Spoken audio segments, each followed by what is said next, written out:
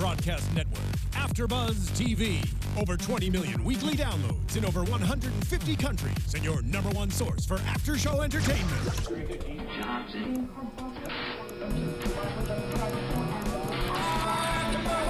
AFTERBUZZ TV, the destination for TV superfans. Producing aftershows for over 300 of your favorite TV shows, interviewing celebrities and showrunners, and bringing you behind-the-scenes exclusives. All thanks to E! Entertainment's Maria Menounos, producer Kevin Undergaro, and internet leader Akamai.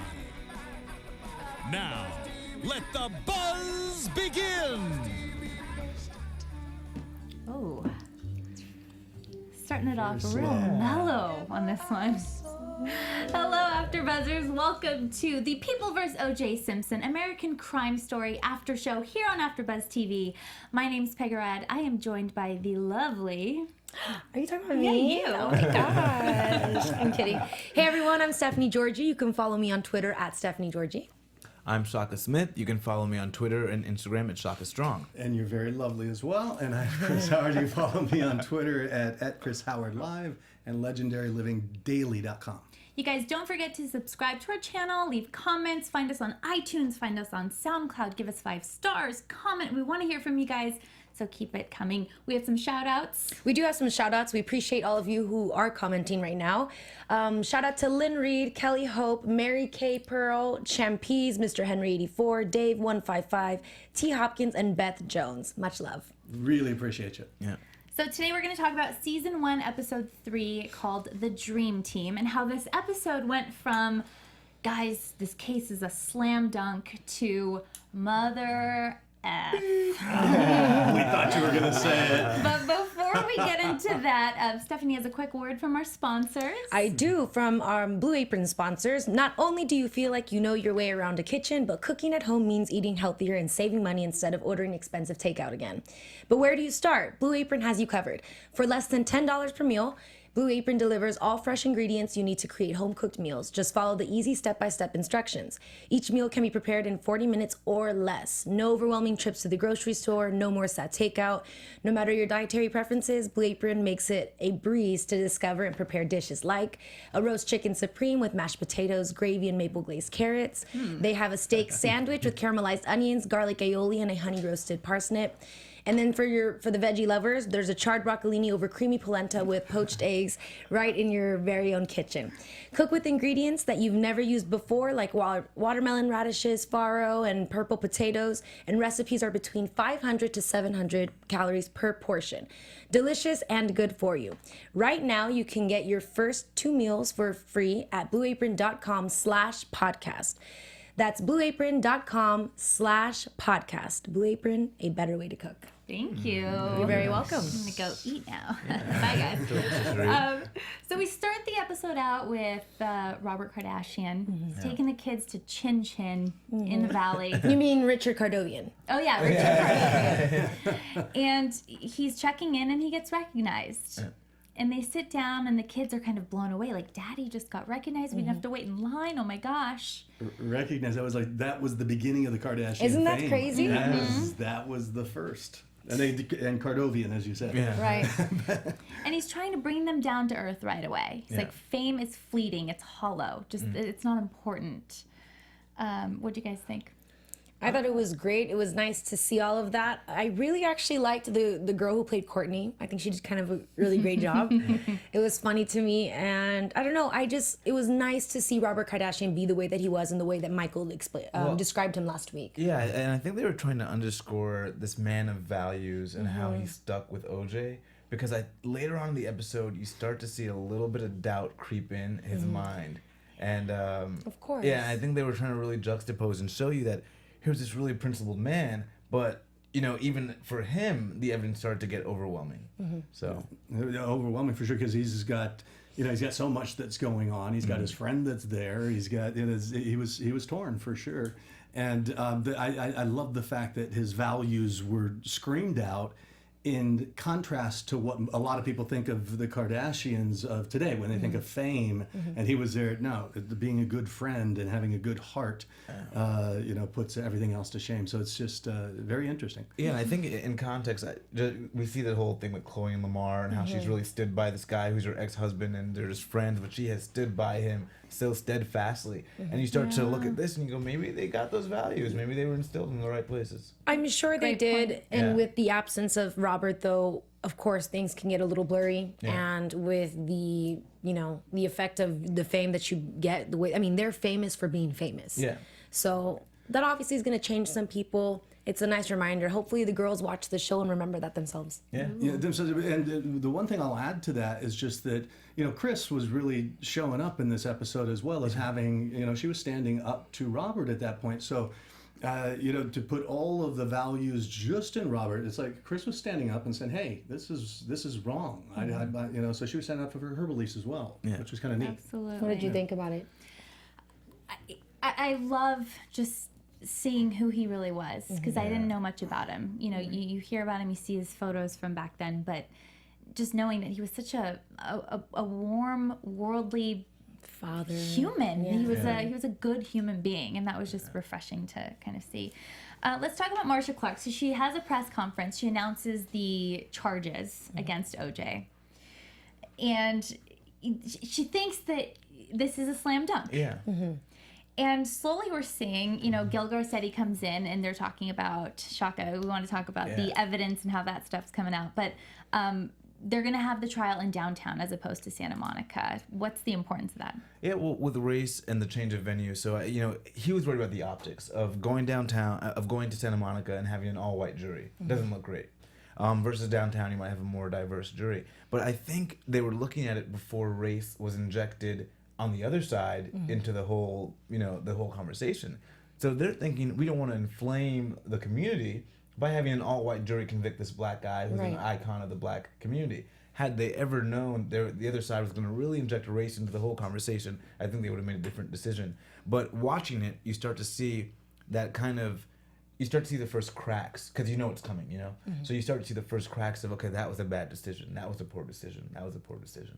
So. That and every decision compounded on the fact that we also had Rodney King just before. Yeah. So the city was already incited, and I remember when Rodney King, that whole thing went down. It was serious. It was the real deal. I mean, I've never seen anything like that in Los Angeles. And I think you see that a little bit with Darden kind of informing Marcia. Look, a lot of black people don't think he did it. So I think you see very early on them not realizing the actual racial tension that was happening around this case. And I think they made decisions not really plugged into that thought or idea. And then Darden slowly starts to inform Marcia throughout this episode, hey, this is broader than just this case. Do you think that if the trial was held in Santa Monica, it would have been a different outcome?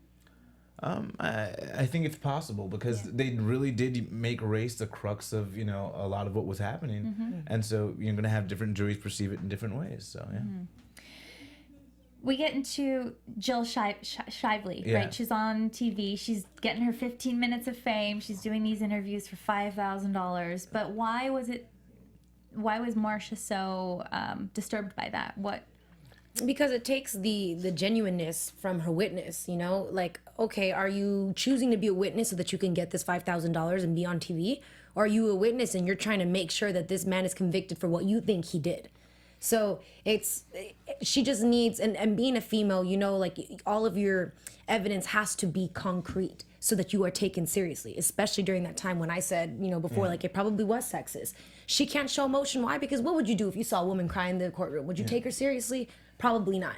So I think that that's why she's trying to implement to everybody and trying to tell everyone that we need this to be serious and they need to not talk to anyone. And when they're talking, it better be in the courtroom and that's it. That's a huge thing. She was the only eyewitness in this whole case. And she was paid for the interview that she gave. And I think that was really troublesome because the other side's going to say this witness is only out for a payday. Yeah. Of course, I'd be a witness if I have the time and opportunity if I'm going to get paid, And so I think she was avoiding that spectacle. But I think it was probably a mistake to not have the only eyewitness testify.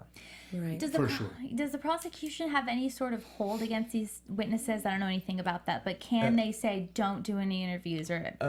She did. I think Yeah. Marsha said that she lied to her. I think she had told her not to say anything. I mean, I'm not gonna lie. They can advise you, but they can't hold you to any. Yeah. Yeah, and the problem is that once it's out there, and we see that and today in cases all the time where they're trying to educate the juries before the juries get in. And OJ, I think, was the first time that really happened. Yeah. But Marsha seemed to be the only person that was really, to her credit, that was really concerned about that.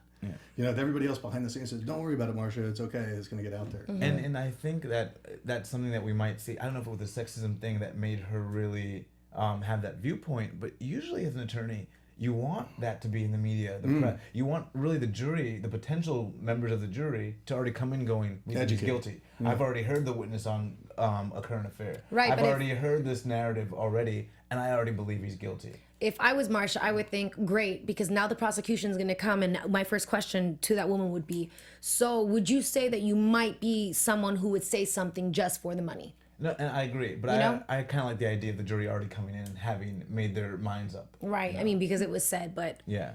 I don't know. Was because what blows me away is how every one of these decisions becomes such a critical driver of where everything is going to go. Yeah, especially because hindsight's 20/20, so we know the outcome, so now we can just see and pick over it with a fine tooth comb. Exactly. Robert Shapiro losing his marbles in his office. He has the magazines all spread out. He's going crazy. We start to see the dream team being built. Mm-hmm. He decides to call F. Lee Bailey. Tell us about the case. Was it Christina? Yeah, that was so F. Lee Bailey. That was originally, and I thought this was so we looked it up afterward. But he was Sam Shepard was the first person. He wasn't the first person F. Lee Bailey tried, but Sam Shepard was the movie The Fugitive, with Harrison Ford and the one-armed man about a doctor whose wife was killed. Very prestigious, good-looking doctor. Wife is killed, and he flees. And he was an innocent man. And it was interesting that when Bob Shapiro called F. Lee Bailey in, F. Lee Bailey talks about that case. He says, I defended him and I got the conviction overturned, but he fled because he was innocent. Mm-hmm. Yeah, so I think that was really important that let's show that this run was a run by an innocent man, and who better to do it than someone who's already kind of been through showing this already. Yeah. Crazy. It's getting crazy. Alan Dershowitz. Big time lawyer. Number one lawyer, they called him? Yeah. The number one lawyer in America. According to Bob Shapiro, that's what Bob thought. That's crazy. If Bob's saying that, it must be true, huh? Yeah, and I thought that was great to hire him. And, he came with his investigator and his DNA expert.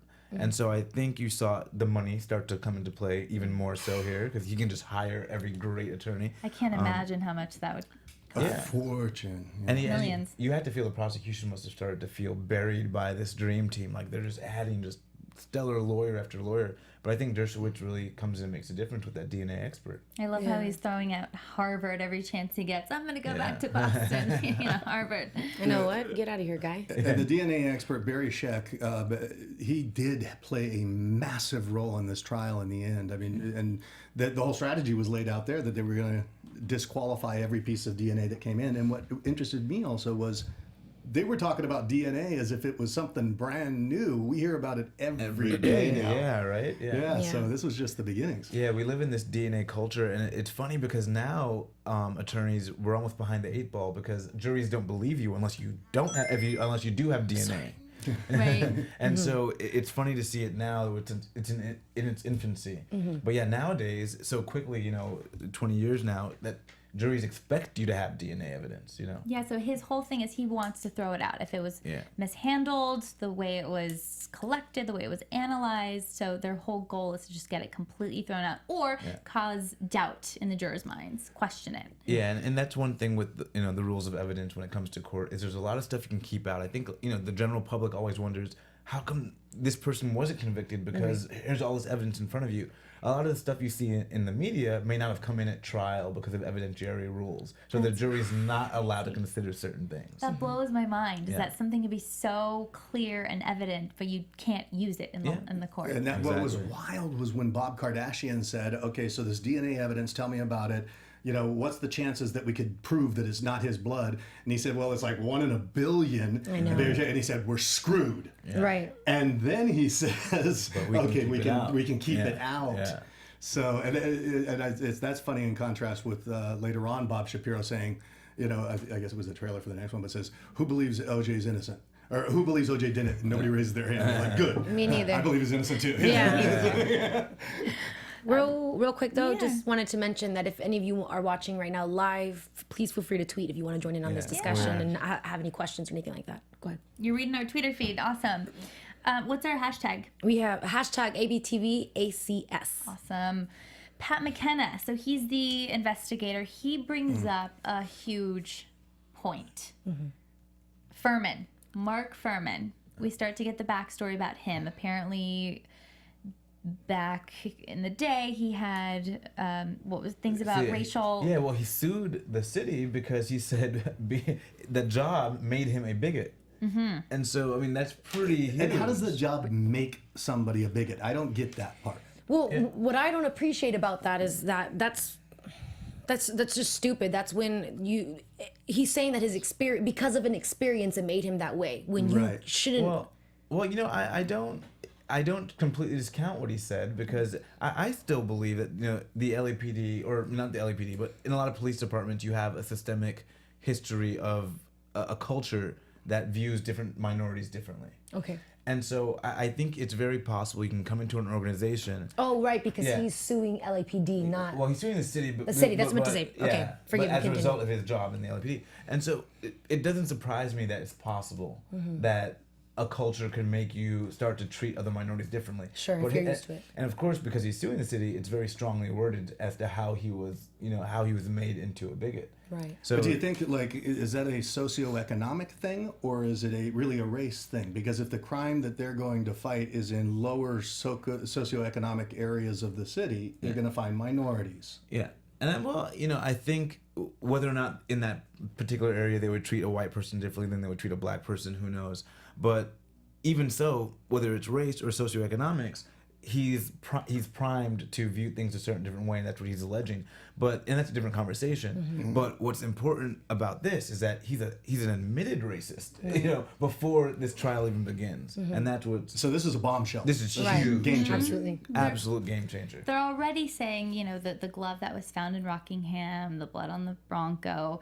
So they're gathering up these little tidbits that they're gonna. So he's got the best parts of the evidence against OJ is by this Right. guy who said before that it's begun, I'm a racist, you know? So that's And crazy. Huge. He had done a manuscript for a book with an author, and he wrote all sorts of stuff using, you know, racial epithets and using language that today just wouldn't be supported by any other people other than in the black community. Then it's all cool. It's all good. But it's good. So Shapiro takes this news, this these bullets, Yeah. and he gets Jeff Toobin to sit down with him, and he tells him, and at that time Jeff Toobin was working for the New Yorker, explains to him that this is a thing about race, that we're gonna play this, and he writes this insane article. F. Lee Bailey says, "I hear the clanking of balls." Oh my God, that was such an awesome line. That was. Oh, yeah, whoever wrote that was brilliant. Yeah. Right, yeah, because he said you laid out the complete game strategy for this. Right. Yeah. And you know, to Bob Shapiro's credit, you know, he's doing his job, and he was doing his job very well to bring in other people, to bring in the right people at the right times.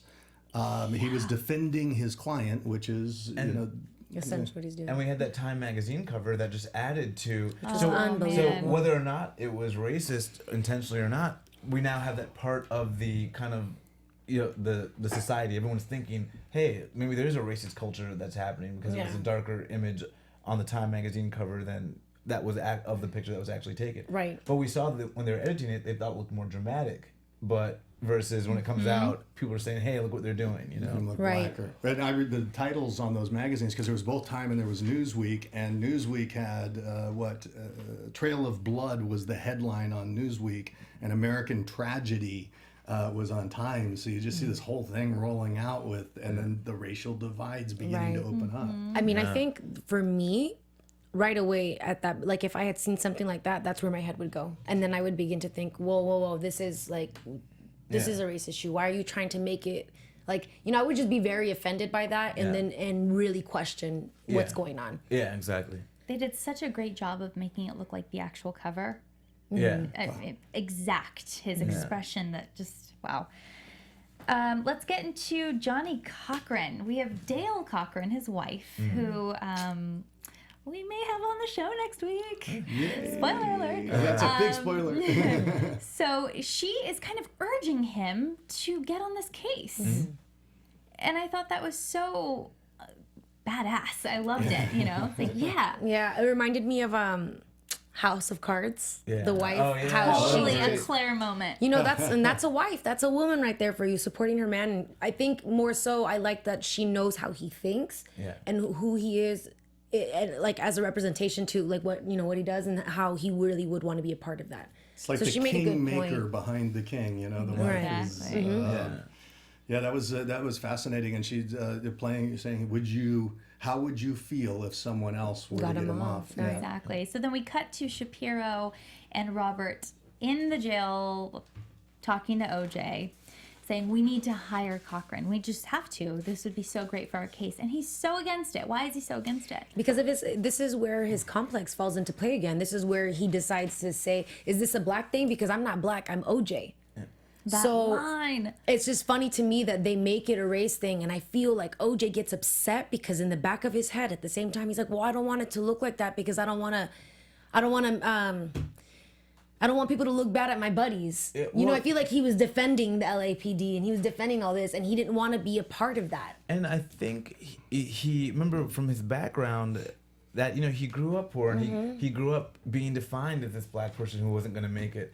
And so I think he was like at this point where he felt like he had really transcended all of that, and then to be viewed in that way again, it's almost like for him, he's still that black guy, that black kid trying to make it out of massive bad circumstances. Yeah, but it's a massive identity crisis. Yeah, it is. And when that went down, he was like so far against it. What does that say about the strategy that they used? If they said, because he was saying, are you going to say that a racist cop took me down because I was a black person, but that was the strategy that eventually would get him out? What's that say about his guilt and innocence?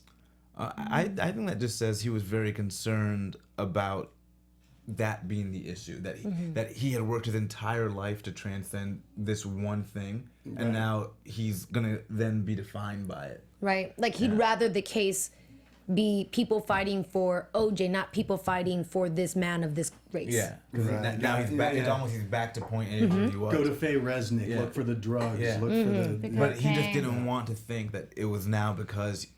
He just didn't want that. Exactly. He thought, we've done this already. It wasn't the kind of press he wanted. Right. Exactly. Yeah. But this was when Rob expresses, at least what I saw, some real doubt with OJ, because he has a little fight with Chris. We see where she's talking to him, and then he says, "Hey, we got to get Cochran because if you're not supposed to be here, let's get you out." And it was like, what do you mean if you're not supposed to be here, you shouldn't be here? Right. And it was this little small slip where it goes, if you're not supposed to be here, you shouldn't be here. And what's the if, Of course. I mean, it's really tough because when he's talking to Chris, the way that she gets angry is because she's trying to say, like, bro, like, you know him though. Yeah, he did this too. Like, you remember, I think I said this in the first our first show, that how do you, when you know someone has the potential for it, but you're loyal and you just can't say it, and it's unfair. It just sucks. And I don't think you ever believe amongst any close friend that they have the potential for murder. Even if someone's beating their wife, you're thinking, well, they would never do this. And the godfather to your eldest daughter? Yeah, I mean, he was in denial. Yeah. He was in denial. I think he really was doing everything he possibly could to convince himself that he didn't do it. Yeah. I watched one of his interviews via YouTube, and he did, though. The real Robert Kardashian didn't seem to have doubt. However, he did base it on, I know him, and you could just tell it was just like the loyalty and just kind of being that good friend. And he was happy about the Mark Furmans. You could see that he was grasping, like, okay, good, this might be it. Yeah. Speaking of Mark Furman, Chris Darden gets that phone call about Mark Furman, and he runs to Marcia Clark and tells her about it. she turns around and wants him to take the case against AC Cowlings for aiding and abetting. Yeah. And, you know, this is kind of where we see them two really starting to form their little team. Yeah. What do you think, though, when she says, take this, I trust you, you can do it, and he's like, I can. She was really having to put the fire underneath him even then. Yeah, I want to know where his doubt stemmed from. I mean, how did he not think that he was good enough? I guess we need to learn more about his background and his story, but I don't think that he didn't think he was that good enough. I think his falls under his experience as well and the reality of things, meaning if this man is thinking, man, you know what, I kind of do think that OJ did it, but look at my own like community is going against it, and he knows how powerful that is. And I wonder if he was having doubts of whether or not OJ did it. Right. Because the way he was saying things to Marsha, he was kind of cluing her in, like, this is not a foregone conclusion by everyone, Right. possibly including myself. Yes. Because you can only imagine when he's hearing about Furman, and these things are starting to affect him as well, and he's in the black community, and he's hearing things about, you know, OJ's probably innocent, they're setting him Right. up. So he may have had his own doubts about whether or not he was actually guilty. Sure. And do you guys think that Marsha called him in to balance the race card? I did wonder that. I just wasn't. Gonna say it? You did wonder, you said? Yeah. I wondered it, but I didn't see enough evidence in the episode to know if that's why. Right. exactly. Yeah. He keeps telling her it's an emotional thing, not rational, Yeah. which I thought was interesting. And probably very true. Yeah. He said that, you said? Well, yeah. He did, Yeah, yeah. no, I was just, yeah. Yeah, he was trying to impart to her, look, like, I understand that you think you have a mountain of evidence right now, but Yeah. emotionally people out there think he did not do this. Right. And you need to confront that fact. Absolutely. Yeah. Let's talk about that Nicole Brown 911 call real quick. He's no, I don't want to be on the phone. He's about to beat the shit out of me. That was, I mean, I don't know if that was the actual recording, but the way she said it was like, this has happened before. Like, you need to listen to me and I know what I'm talking about. Yeah. So that part's frustrating, and man, I don't know what to tell you. Like, that happens. I feel like some, you know, couples, when they get in fights, it gets really bad. Yeah. And that doesn't mean that he didn't love her. Like he said, that woman is the center of my world. And you know what? When you are in love like that, you know, people, like, the crime of passion, you know, that's the only person that can kind of trigger that in your head. Yeah. So it's when you hear that, it's just upsetting because you're like, oh my God, what she had to go through. And then if that actually did happen, then that's just horrible. And it's never good to hear something that what you would normally think is damning, you know, if you're on the defense side. But what you didn't hear was, you didn't actually hear him beat her. Right. You heard that she was not in fear of like an imminent beating because she don't bring the paramedics. You know, like I'm fine. Yeah. So there was a sense of she was calling the cops. She wasn't exactly like, she was in some sort of fear, but not enough where she thought, Like, someone get over here now. Yeah. It didn't feel like her life was in the balance for this. See, And I so- thought she did say, like, he's gonna beat the shit out of me. Yeah. Oh, she said that, but then they asked her, like, do you think does he have weapons, or is he gonna hurt you? And there was or has he hurt you already? Yeah. I'm fine. Don't bring the ambulance. And so I think you didn't have a beating on there. You had her afraid, but you also had something that was very routine about it. Exactly. And it was more like, I need you guys just to get this man out of my property right And now. so almost getting ahead of it and hearing that in the media and getting the chance now as a defense to spin the narrative for weeks, months before the trial happens, kind of gets rid of the shocking awe of that tape. So it wasn't a great tape to come out, but you have some time now to kind of spin it your way in the public at least. And you could hear OJ yelling in the background. Did you hear that? Oh yeah, he sounded very angry in that. I know, but we all yell. I can sound that angry too. Yeah. Does anybody know if that was real or if there was an actual? I think it very well could have been the actual tape. Yeah. I wouldn't see why they wouldn't use the real tape because it's. Right. Or it might be just like too shocking or jarring, or I don't know. Well, I mean, I heard it in real time when it happened. I remember it now, and you know, it sounds exactly the same. And I don't know why they wouldn't. I think it's public domain as far as. They've been using the real footage from the news. So it's interesting. Probably look that up. So the New Yorker article comes out. All this stuff comes out about Furman, and Bailey calls it masterful. They're back in the race. Yeah.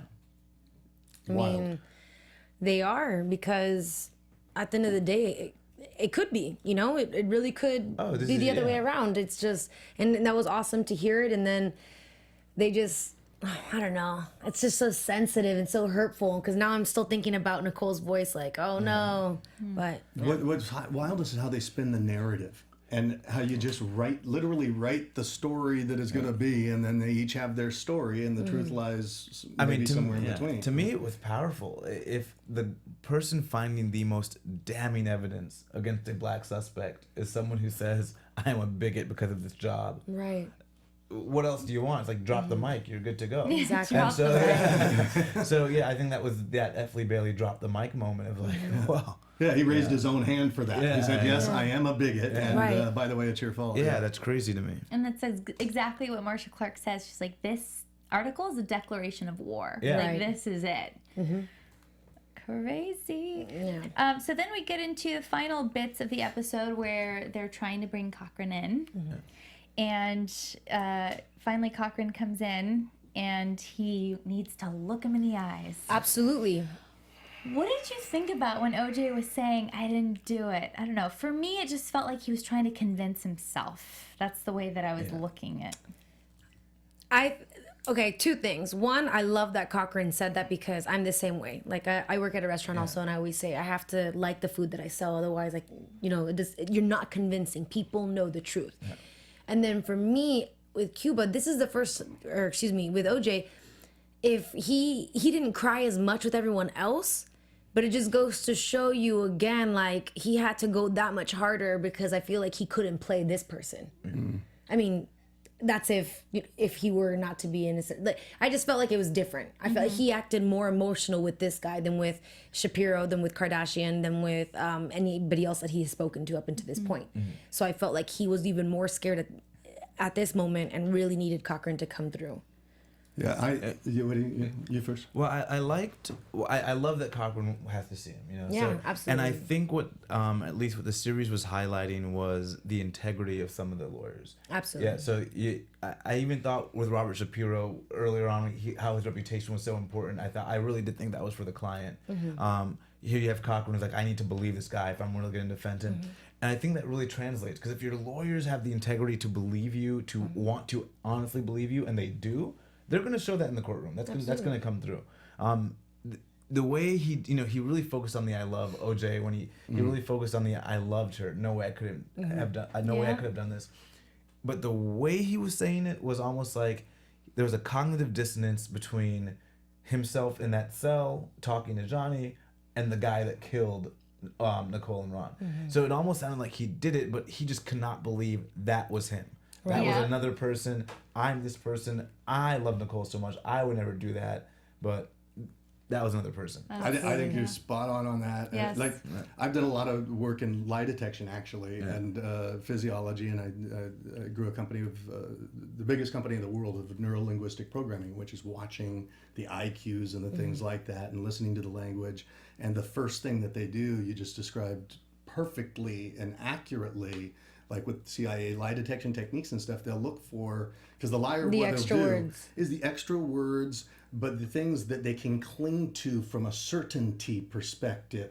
I loved her. She was the mother of my children. The center of my The world. center of my world. You've got to believe me, Johnny. None of that stuff says, I didn't do this. Because he said the Yeah, first he thing did I say want I you to didn't do it, No, but he he said I went didn't along. do it, but he said the first thing I want you to know, I love Nicole. But which is the first thing when he said, "Did you do it?" You know. Yeah. So it's like the first thing should be, "No, I love Nicole." Exactly. Right. And so, but what I kind of like now that I'm seeing, in this episode, it seems that Ryan Murphy, in the areas where he probably didn't know exactly what happened, he doesn't know the exact tenor of what's happening, he gives you enough to go either way. Right. You know what I mean? Hey, OJ looks like maybe he did it, but Johnnie Cochran's looking in his eyes and goes, "I believe you."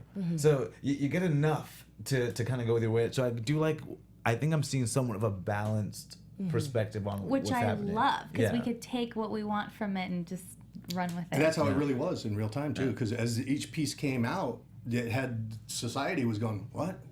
Well, of course he did. Wait a second, this Mark Furman guy.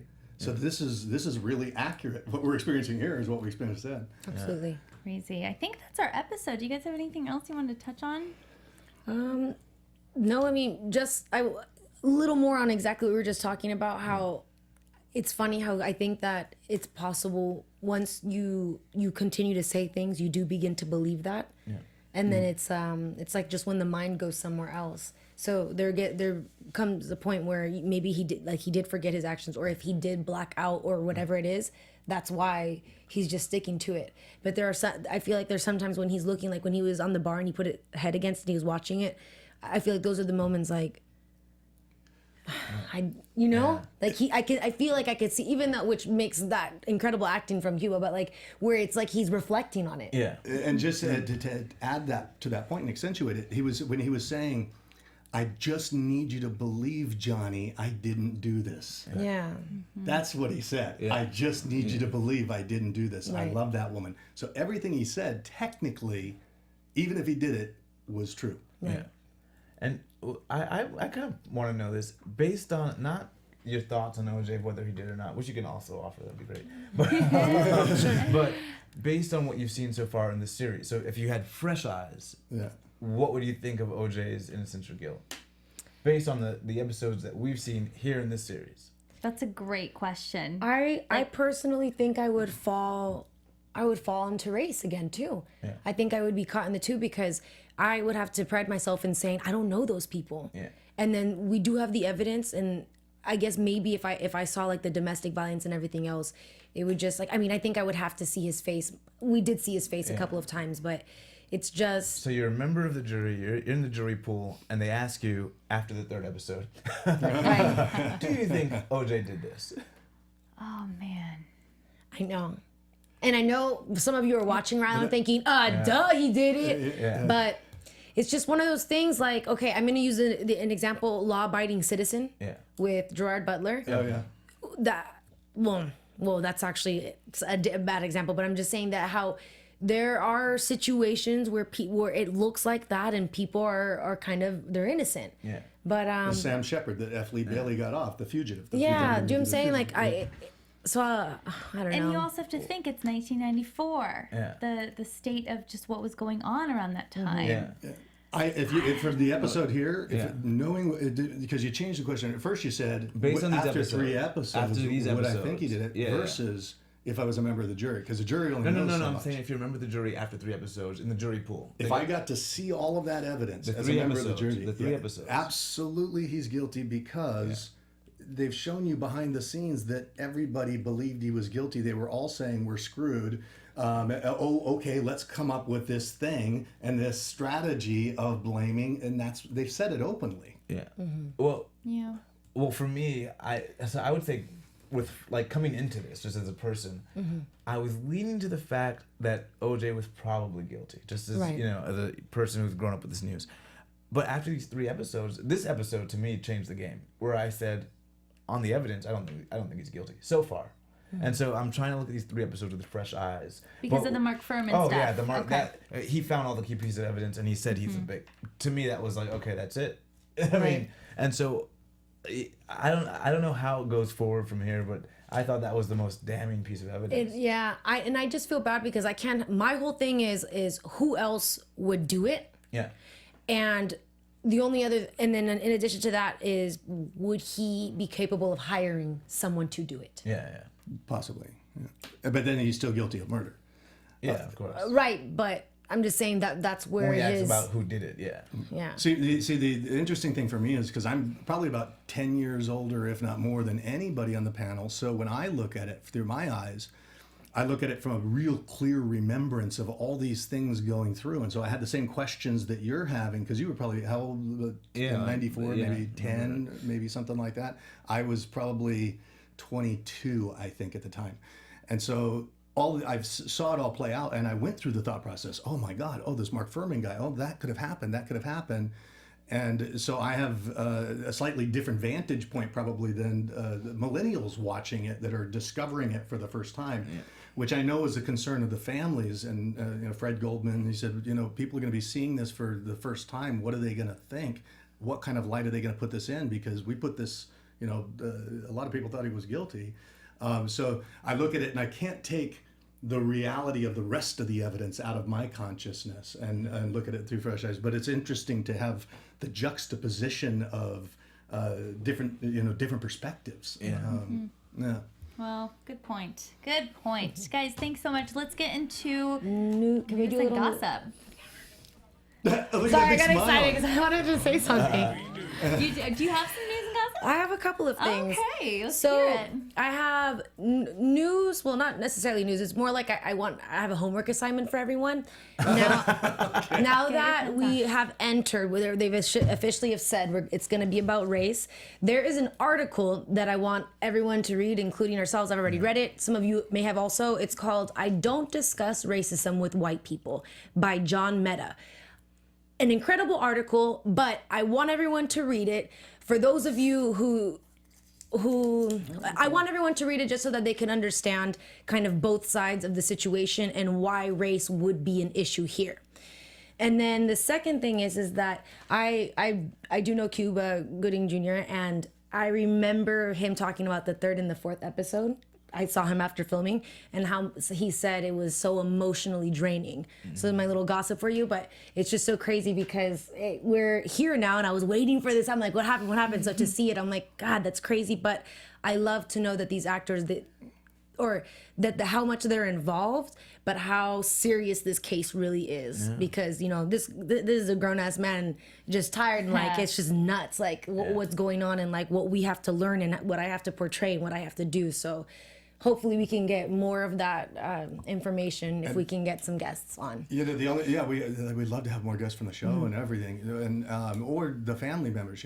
I felt I felt guilty this week as I was doing this, and I was thinking, wow, here we are, we're doing this show, but there's real people that will never get their family members back, right? Who are torn to pieces as the spectacle again is in the limelight. And in the episode, even Marsha Clark was so, she was excited by what she was doing, and I get the zeal that people would have for the opportunities that arise, the lawyers, all these people winning, and it just breaks my heart for the families because I really just thought, wow, they're going through it again.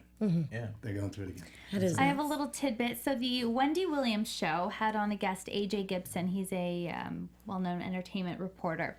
He's saying that Norman Pardo, he's the manager of OJ, says that OJ actually loves keeping up with news about himself. So he will watch TV, he'll kind of keep up on what's going on. But can he phone in? I wish. I wouldn't feel comfortable talking to him. Yeah, but that his jail doesn't have FX, so he hasn't seen the show yet. Also, he mentioned, so the doctor that Will Smith played recently in the movie Concussion, Dr. Bennett Umalu, he said he would bet his medical license on the fact that OJ has CTE. What is that? Yeah. Football player. Well, never mind. Yeah. I'm sorry. Encephalopathy. There you go. Thank you. His brain was rattled in his head. Yeah, so basically the symptoms are loss of memory, aggression. Absolutely. And it can't be diagnosed until the person has Postmortem, died. yeah. So we don't know yet And it if makes it has you it or not. suicidal thoughts. Yeah, so he said that he would bet his medical license on the fact that he has it, which is kind of... Did they say it was? Did you say it was hydroencephalitis? No, CTE. chronic traumatic. Okay, chronic traumatic. Encephaly. Yeah, I did think that did cross my mind, but then I was like, I don't know, can I use that? But I mean, he may have it. It's just one of those things that you can't diagnose now, and it's all you can do, at least with the NFL, forward moving, is helping players stay healthy and remain healthy. Right. But nothing you can do about it for him now. But to that point, like I've never understood the not guilty by reason of insanity, kind of on the same thing. Yeah. Shouldn't it be guilty and insane, or you know what I mean? Well, it's like, a lot of times you don't even have an understanding of what it is you're doing. Right. So if I think I'm Batman killing Superman, I'm not. That's more of an NGRI defense because I didn't even know I was killing this particular person. Yeah, but you should be. You would like. I mean, it's just philosophically speaking, guilty and insane. Oh, I mean, you still get put away for someplace else. Yeah, right? exactly. You just don't cushion prison, yourself. Yeah. Awesome, guys. No pun intended. Where can the lovely people find you? you can find me all at Twitter at Stephanie Giorgi, on Instagram at the Stephanie Giorgi. You can find me at Shaka Strong on Twitter and on Instagram and on Facebook. And Chris Howard live on Twitter and legendarylivingdaily.com. And you can find me on all social media at Pegah Rad. We will see you next week. Thanks for watching. Thanks for joining. Bye. Bye. From executive producers Maria Menounos, Kevin Undergaro, Phil Svitek, and the entire AfterBuzz TV staff, we would like to thank you for listening to the AfterBuzz TV network. To watch or listen to other after shows and post comments or questions, be sure to visit AfterBuzzTV.com. I'm Sir Richard Wentworth, and this has been a presentation of AfterBuzz TV. Buzz you later. The views expressed herein are those of the hosts only and do not necessarily reflect the views of AfterBuzz TV or its owners or principals.